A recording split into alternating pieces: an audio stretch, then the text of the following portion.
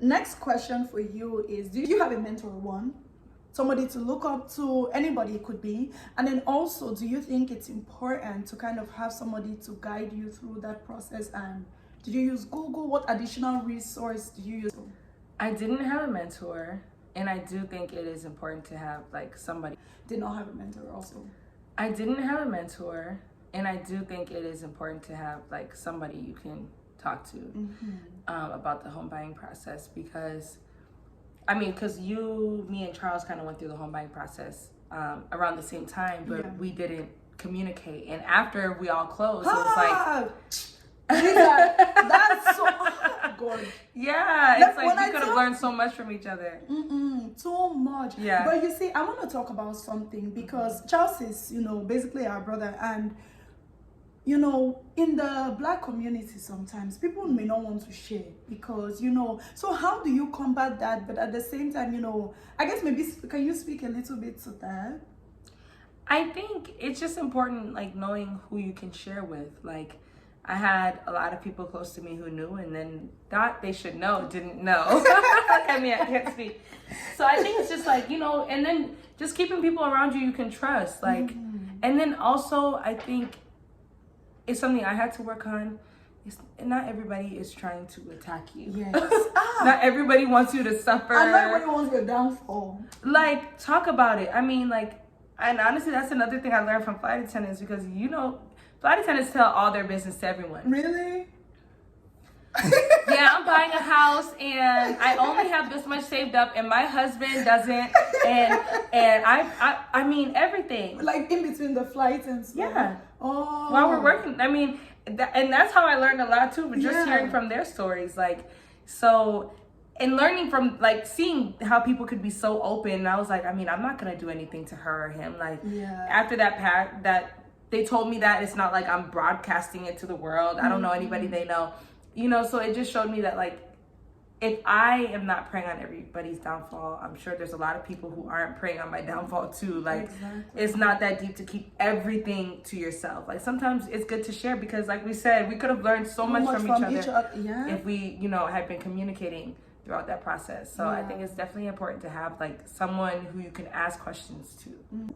So I know this is not necessarily real estate related, but really talking about, like, people that you can trust, and what you mentioned about not everybody is praying for your downfall, right? I think, so I met Charles, Lisa, them and stuff around November, and one thing, and we have our other friend who's sitting behind the camera. She's Hey, Tuki. Yeah, we're laughing. But I've gotten to, like, they're all from, like, Minnesota, let me say that.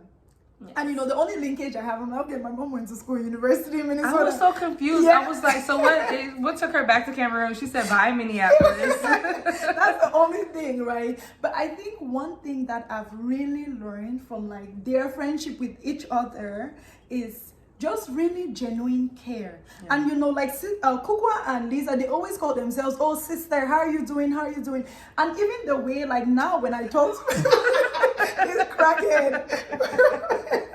But I've learned so much, and just like, it's really good. Like, when people are like, okay, how are you like in Atlanta? I said, see, I met them in November, but I was like, it's not many of us. But I mean, like, the 5-6 people, like, the energy is beautiful. Like, everybody, like, has a relationship with God, like, it's good. There's really good people out there, so don't be too negative. You don't, like, of course be on guard, but I feel like me and Kuko were talking about this the other day.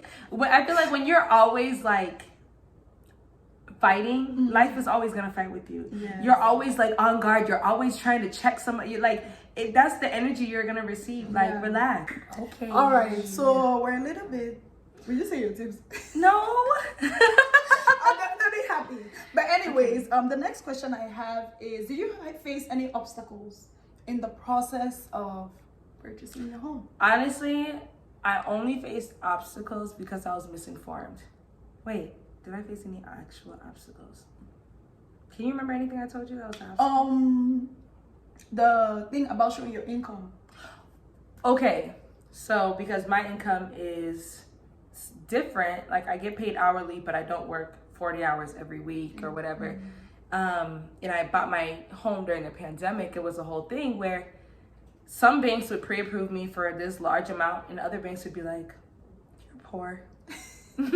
Because your income was not consistent. It looked like it wasn't consistent. Well, I wasn't working during the pandemic, so of course they looked back at your last year and they were like, "That's all you made?" And I'm like, "Okay, well I only worked like 5 months that year. Of course that's all I made."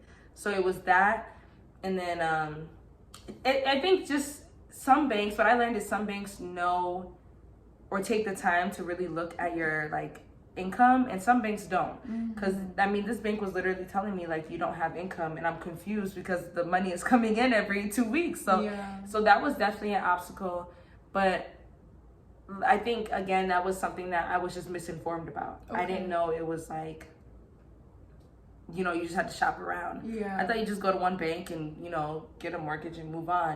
But like I really shopped around with like, and that's something that my realtor helped me with. That's why it's really important to get a good realtor, because I mean she made me shop around until I found the best deal. And that's the mistake which I made, because I got pre-approved. So the community that we live in, I got pre-approved for one, like it's the same bank that was giving the loans, so I got pre-approved for that one. So when I was looking here, it was just an easy transfer and stuff. But the mistake is my interest is a lot higher. Remember we talked about this, and this is also the importance of information sharing, which is now that we know what we do, like we would not have been in certain positions, right? We are down to the last question. So Lisa, I'm gonna ask you, what is one piece of advice that you would give someone who is in the process, who knows they want to buy? So, you know, where do they go to, you know, solicit? Like, what would you tell them? I think I mentioned it earlier, but I'll say it again. I think it's really important to know that you can do it if you really want to. Make sure that, you know, you're making as much money as you can for whatever position you're in, and paying attention to your budget. That's really important, because I mean, I know it's not a luxury for all, but like I feel like a lot of us, I'll speak for myself, I was overspending. So pay attention to your budget, you know, make that make sense for you. What other advice would I have? Talk to people.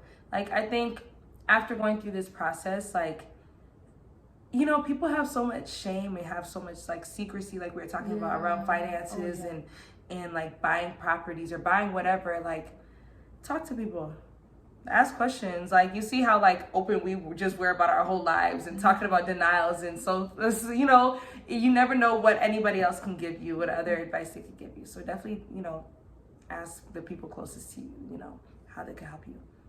And don't be scared, you know. The worst someone can say is no, right? And you just move on from there. And you just move on. Absolutely. So yes, thank you for sharing that. All right, guys, we are at the end of this video. I think I definitely learned a lot. And this is me who, you know, talks to Lisa all the time. So if I learned a lot, I'm definitely sure you all may have also learned also. So Lisa, thank you for making the time. Thank you. Glad I could be here for my debut on Charlene's channel. Yes, on the Migrant Home. So we'll definitely be back, you know. Please leave a comment, you know. Look at her beautiful skin. Oh, God. If you have any modeling gigs, this is my friend. You can only see her from the top, but like if she show you the rest of her body, you'll be like, what? Should I show that? No. Not right now. South Sudanese beauty, okay? Okay. So yes, thank you so much. And be sure to always like, share, comment, and most importantly, subscribe. And we will catch you all in our next video. We may bring Charles on if he behaves. So yes, later.